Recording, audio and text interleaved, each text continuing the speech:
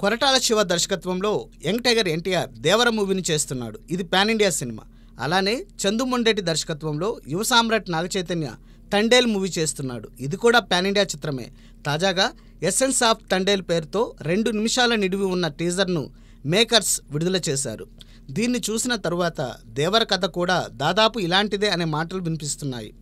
చేపలు పట్టి జీవితాన్ని సాగించే బేస్తపల్లికు చెందిన యువకుడు తన వాళ్ళు తన ఊరు ఇబ్బందులు పడినప్పుడు ఎలా వారిని ఒడ్డున వేశాడన్నదే ఈ చిత్రకథ అని అంటున్నారు. నాగచైతన్య తండేల్ పాన్ ఇండియా స్థాయిలో ఉంది. దీనికి కాస్తంత దేశభక్తిని కూడా జోడించారు.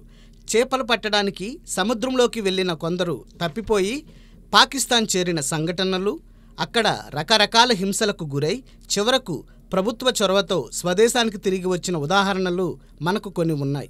ఇలాంటి సంఘటనల స్ఫూర్తితోనే తండేల్ తీసినట్టు ఈ ఎసెన్స్ ఆఫ్ తండేల్ చూస్తుంటే అర్థమవుతోంది. అలానే దేవర కూడా దాదాపు ఇలాంటి కథాంశంతో తెరకెక్కుతోందనే అంటున్నారు.